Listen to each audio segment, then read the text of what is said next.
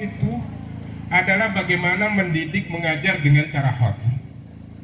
Itu semua hampir di negara kita itu, dan semuanya melahirkan buku-buku tentang HOTS itu gimana. Saya sendiri saya baca nothing, saya bilang, tapi sorry, memang harus begitu. Kalau memasarkan punya sendiri kan harus menganggap bagus punya sendiri, punya orang lain jelek kan ya. Saya bilang ini saya baca buku-buku nothing, nggak ada isinya.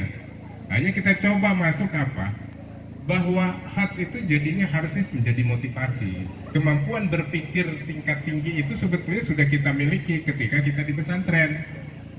Apa diantaranya? Ini. Kalau di tempat lain insya Allah yang melaksanakannya ustadz ya. Acara seperti ini.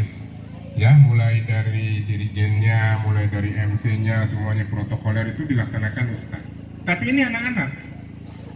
Ini sama dengan pendidikan untuk berpikir tingkat tinggi. Ketika dikatakan you jadi MC, dia akan mikir, bukan saja menghafalkan, tapi bagaimana gaya yang akan dia pilih, kemudian bagaimana dia mengingat-ingat kembali masa lalu atau mengingat-ingat presenter yang dia kenal, itu akan dia lakukan.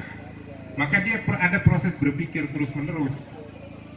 Nah, dengan praktek seperti ini maka sebetulnya berpikir tingkat tinggi di kita ini sudah bukan masalah. Kemampuan anak berpikirnya tinggi. Sampai-sampai bagaimana cara menggosok sandal supaya tidak ketahuan pun bisa. Saking pinternya. Betul ya? Anda pengalaman kan? Iya. Atau misalkan bagaimana mensiasati supaya sandal tidak hilang, itu juga punya cara, banyak cara kan? Kalau saya dulu digembok Pak, kalau ke masjid saya dulu sendalnya tuh digembok ya, otomatis kan orang nggak bisa, hanya satu-satunya sendal yang pakai starter ya punya saya dulu. Dibuka dulu kuncinya baru bisa jalan. Nanti ngalamin nggak? Nah, kurang kreatif berarti.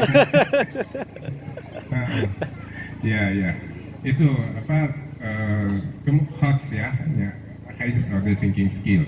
Jadi aktivitas yang di manage oleh sekolah, yang di arrange oleh sekolah harus mampu membangkitkan itu semua. Harus mampu membangkitkan. Jadi bukan masalah dia tampil sebagai pembaca puisinya, tapi proses memilih puisi, proses memahami puisi, proses memilih gaya penyampaian, itulah yang sebetulnya membangun pikiran mereka. Jadi ketua marhalah bukan masalah sepele. Dia harus merancang, menentukan uang. Anggarannya berapa, seragamnya seperti apa, kaosnya seperti apa, terus semuanya itu dirancang. Anak-anak keluar biasa.